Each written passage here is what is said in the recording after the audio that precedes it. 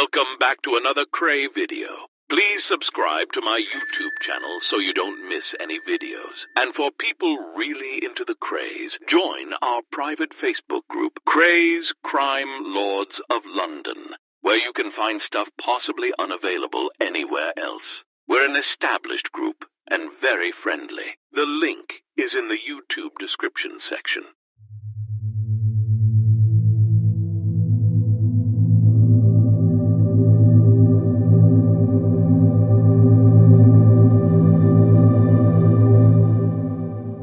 Hello, my name is Norman Lucas. I am a British crime journalist and author, known for my work covering high-profile criminal cases and gangland figures. I worked as a crime correspondent for the Sunday Mirror newspaper and wrote several books on true crime subjects. As a crime reporter for the Sunday Mirror, I covered significant crime stories in Britain. I had cultivated sources and contacts within the criminal underworld.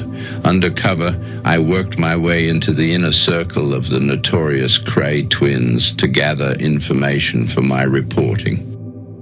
Through my books and newspaper reporting, I provided the public with detailed accounts of some of the most shocking and notable crimes in British history, helping to shape public understanding of true crime and its perpetrators. I hope you enjoy my story.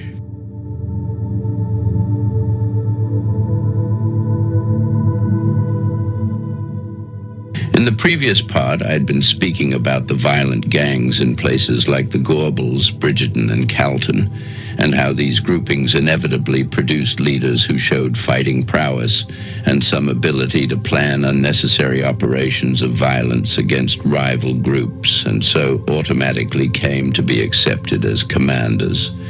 These commanders recruited an inner ring of strong-arm men, and, not surprisingly, each gang was supplemented by queens, girls who often instigated inter-gang clashes and who often carried weapons for their gladiators.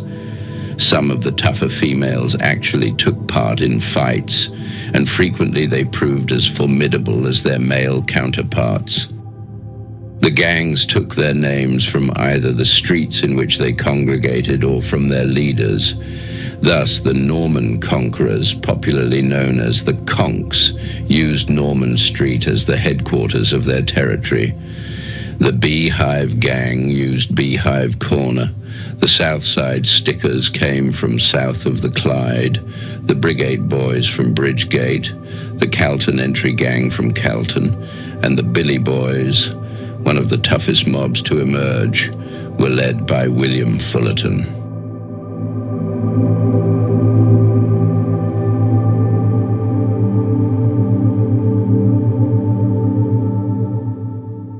At first, the activities of these street gangs were no more than outbursts of hooliganism, but by 1924, the character of the gangs underwent a significant change. Within a short time, the inner core of the Beehive Gang was made up of experienced and skillful housebreakers who considered themselves the elite craftsmen of the Glasgow underworld. They were happy to be surrounded by thugs who were experts in street fighting, intimidation, and mob tactics. In due course, the leadership of the Beehive Gang passed to Peter Williamson, a powerfully built man in his early 20s. He appeared before Scottish courts on criminal charges. He spoke eloquently in his own defense. It is a defensible assumption that Williamson was the first true gang leader in Britain. He was a tough and dangerous fighter, and few in the hell-raising Gorbals district had sufficient courage to oppose him. So for a long time, he successfully led the Beehive Gang in organized robbery. He enlisted two principal aides, Harry Memenemy and a man named Howie, an expert burglar who possessed both cunning and planning ability.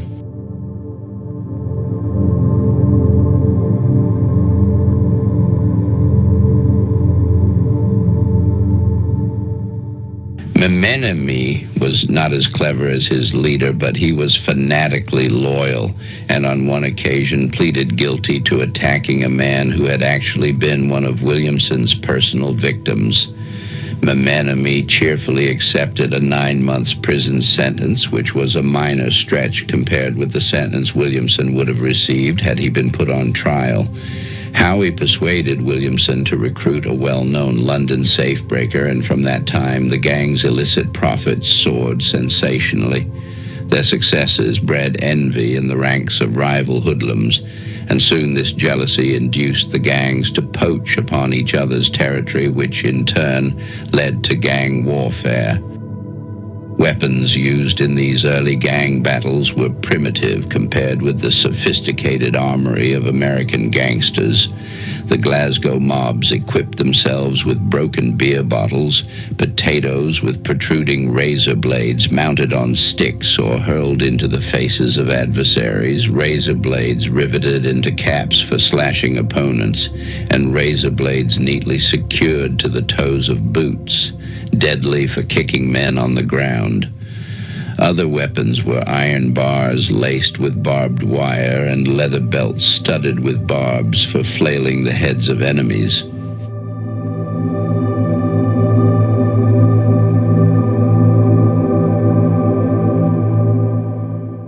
The whole environment of Glasgow's gangland was charged with violence, and it needed only a trivial incident to bring about an explosion. One such outbreak came early in 1928, a meaningless and murderous brawl on Glasgow's Albert Bridge between the Southside Stickers and the Calton Entry gangs. The opponents had been on fairly friendly terms until there was a minor scuffle one evening in a cinema, resulting in one of the young queens being hurt. 3 girls visited Frank Kime, 16-year-old leader of the Calton Entry gang, and said that Abraham Zemmel of the Stickers challenged him to a fight on the bridge. This approach introduced a peculiar element of dueling into the situation. Zemmel proposed that each leader should be accompanied by 4 supporters. On the night of the encounter, Alexander McCarty of the Stickers and Kime equipped themselves with swords.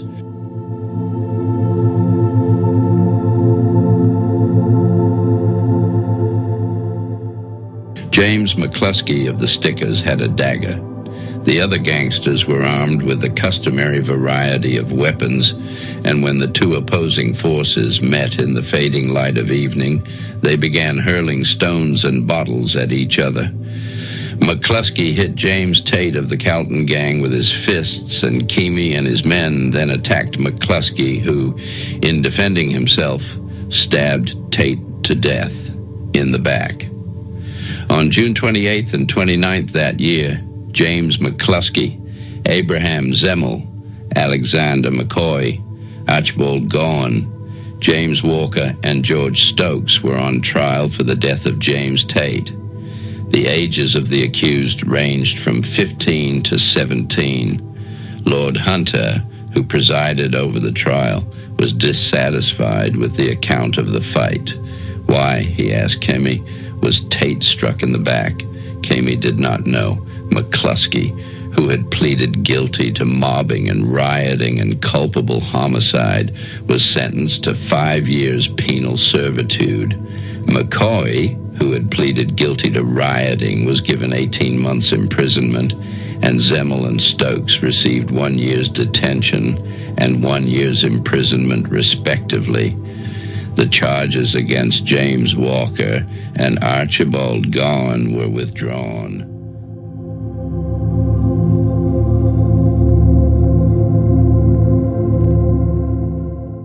Another bitter enemy of the Southside Stickers was the Santoy gang, and a state of open warfare existed between the 2. Each side had the support of subsidiary gangs, and it was 2 of these minor gangs who became involved in a brawl, which resulted in another gang murder. The Stickers' subsidiary, the Parlor Boys, were headquartered in the Bedford Parlour Dance Hall in Celtic Street. They were led by James Dalziel, a 26-year-old known as Razzle Dazzle. He was a rough, tough hooligan who considered that to partner a girl at a dance was effeminate, and he was only seen on the dance floor with male members of his gang. At midnight, on March 2nd, 1928, the darkness was opaque and it was raining heavily. In contrast to the gloom outside, the Bedford Parlour Dance Hall was ablaze with lights and packed with people, many of whom owed allegiance to some gang, but were outwardly at peace with each other for the evening. The hall, however, was positively the territory of Razzle Dazzle's boys and their queens. They never paid any entry fee. Their substitute for cash was a simple ritual. As they entered the hall, they had to declare that they knew the boss and wipe their shoes as they passed through the doorway. Soon after the Razzle Dazzle's boys had entered the dance hall, the subsidiary gang of the Sand Toy, the Bridgegate boys from Callowgate, swaggered along Celtic Street to seek shelter from the rain and also to challenge the rival gang. They invaded the dance hall, affirming that they knew the boss. But they were ignorant of the second phase of the password ritual and failed to wipe their shoes. The woman cashier became suspicious and raised the alarm, an action which led to one of Glasgow's bloodiest battles. The rival gangs produced concealed broken bottles and knives as swiftly as practiced conjurers, and within minutes Razzle Dazzle staggered out of the milling crowd and slumped to the floor with his throat gashed. He had been stabbed by a rival named Collins, and both gangs suffered severe casualties. But when the prosecution sought a verdict of murder against Collins, the jury surprisingly decided that the murder charge was not proven, and Collins received a minor sentence of 12 months imprisonment.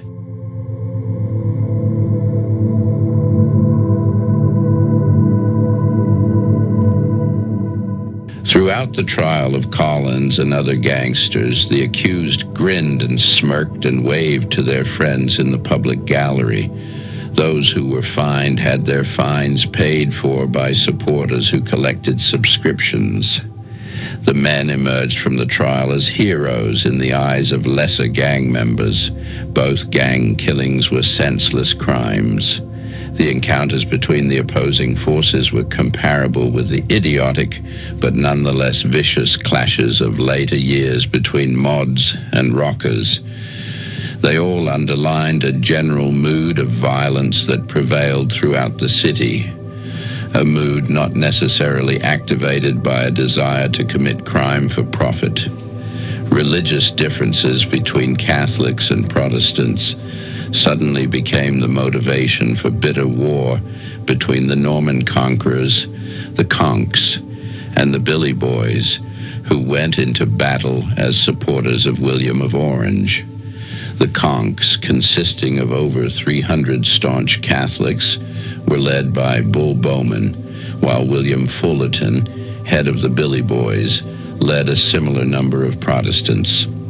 Although Fullerton became the most notorious of all the Glasgow gang leaders, he was not, according to Sir Percy Sillitoe, the chief constable responsible for finally smashing the gangs, a criminal in the accepted sense of the word.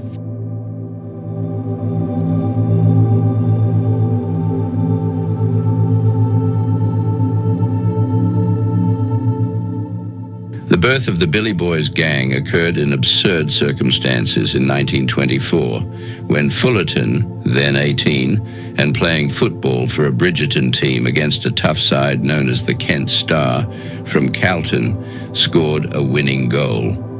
The game was played on Glasgow Green, just across the Clyde from the Gorbals, and in the city's most frequented park. The pitch was a triangular-shaped piece of grass between King Street and St Andrew's Bridges, the site of an open-air gymnasium used by children from the Gorbals slums and the site of many battles between warring gangs. Immediately, Fullerton banged the ball into the net. He was marked down for attack by some of the Kent Star supporters, and after the match they battered him with a hammer. About 30 of his friends rushed to his aid, but they were outnumbered and emerged more scarred than Fullerton's attackers. Fullerton decided they should take reprisals, and the faithful 30 formed the nucleus of a new gang, the Billy Boys. Recruits from Bridgeton and District flocked to Fullerton, and he was astonished to find eventually that he had a gang several hundred strong.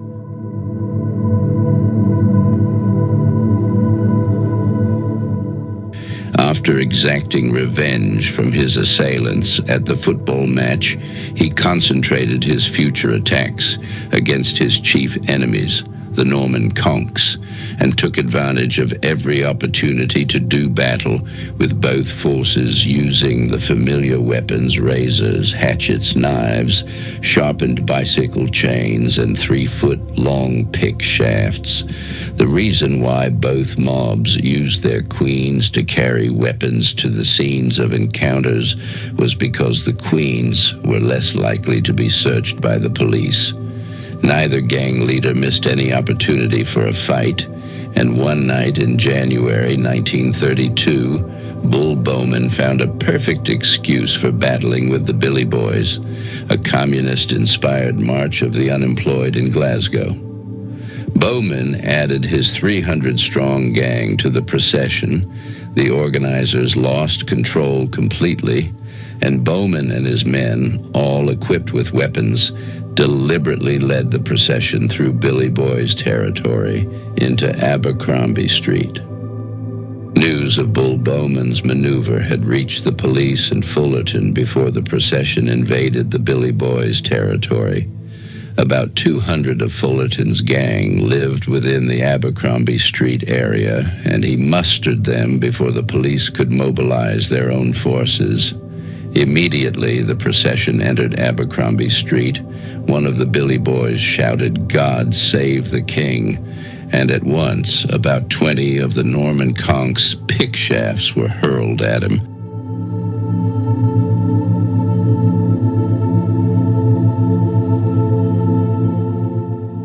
Police officers who had rushed to the scene were attacked and injured, and both gangs sustained heavy casualties. Police reinforcements arrived and a number of arrests were made, but as usual, the defendants were fined and not jailed, and the fines were paid by levies from shopkeepers in the districts controlled by the two gangs.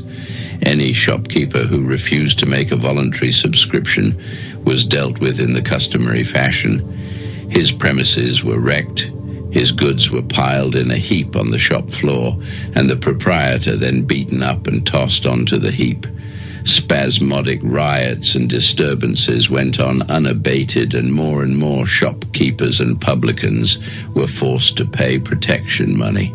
Systematic shop-breaking and house-breaking statistics soared, and Fullerton devised a way of promoting a regular disturbance every Sunday. He organized a church parade and marched up and down streets in the conks' territory, the Catholic quarter, before turning into the street where the Church of Scotland was situated, and where his procession always halted just short of the entrance. While the procession wound its way through the conks' ground, bricks, stones, bottles, and pick shafts would be thrown at the pilgrims by the conks' supporters.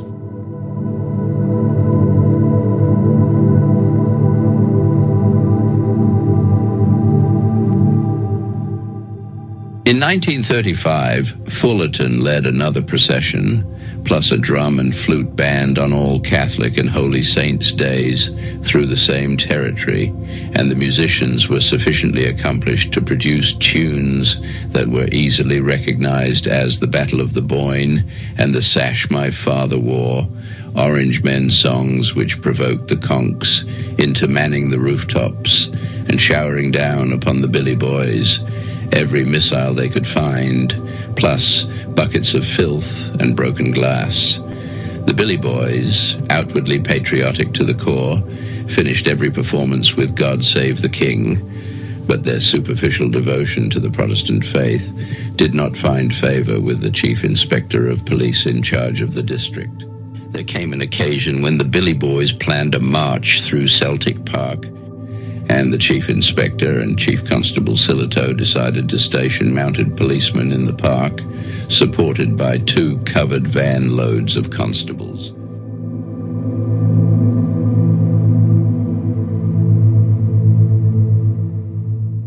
As the procession approached, 2 police officers attempted to disperse it.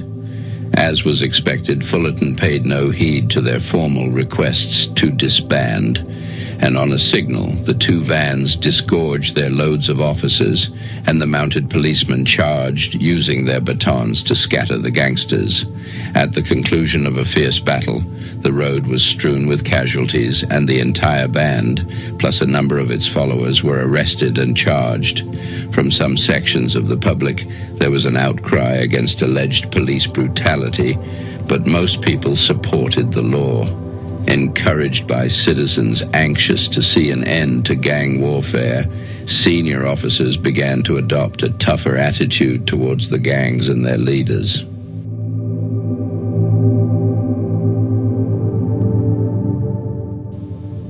The Billy Boys gang was finally smashed by the arrest and imprisonment of Fullerton. He had gathered about 40 of his men not far from the toll gate, in the heart of the gangland of the day, and he clutched in his arms a baby girl about 3 years old.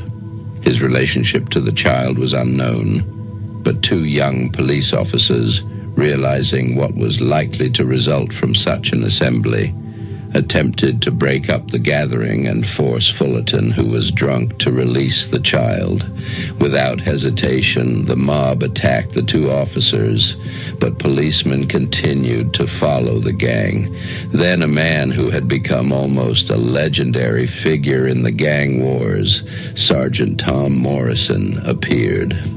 A very tall, broad-shouldered officer with a reputation for bravery in tackling rowdies of the Glasgow underworld, and popularly known as Big Tommy from the toll, Morrison advised the 2 young officers to let the mob of yelling, drunken Billy Boys go around the next corner, which was fairly close to the police station.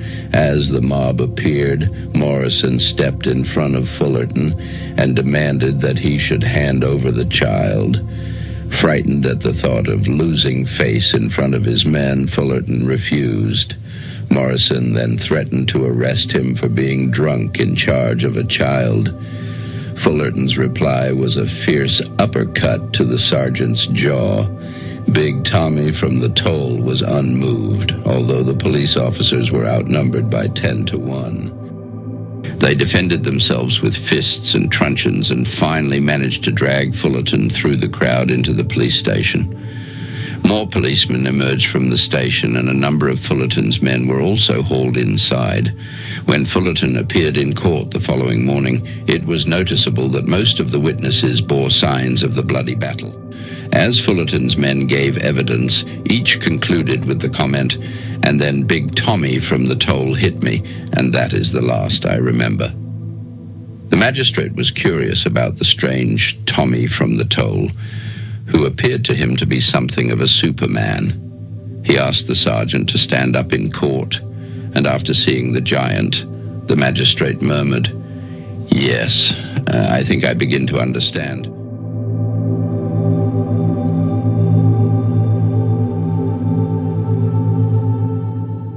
Fullerton was sentenced to 12 months imprisonment, and when he was later discharged, it was obvious his reign as a gang king had ended. He made a token effort to reclaim his stature by joining the fascist party and becoming a section captain in charge of 200 men and women, but he made little impression. In 1939, he joined the army, And when he was demobilized at the end of the war, he was sufficiently mature to appreciate the folly of his early life. He turned his back on the criminal world and found a job in a Clydebank shipyard. For 25 years, he lived without any conflict with the law, watching the old slums being torn down and replaced by massive blocks of flats. He lived in 2 rooms in a tenement block in Bridgeton, the neighborhood over which he and his gang had once ruled.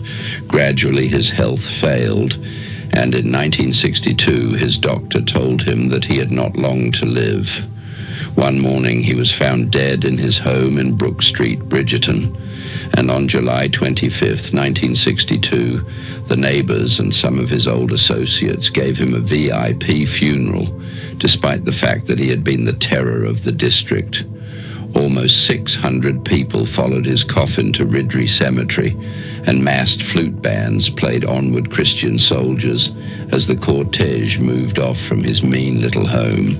On one wreath, topping the pile of floral tributes, was the inscription, "To our former leader," and beneath it, as a reminder of his days as an ardent Orangeman, was a cushion of marigolds.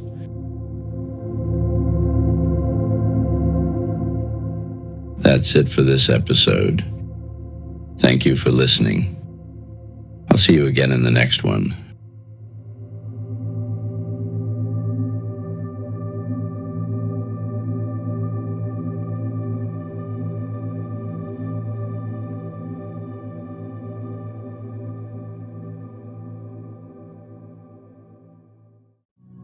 Thank you for watching. If you enjoyed the video, please join our Facebook group. It's called Krays Crime Lords of London. We're a friendly, moderated group with over 1,000 Kray and other celebrated gangster videos available for view. There's also thousands of images in the photos sections. The link for the group is in the YouTube description section. I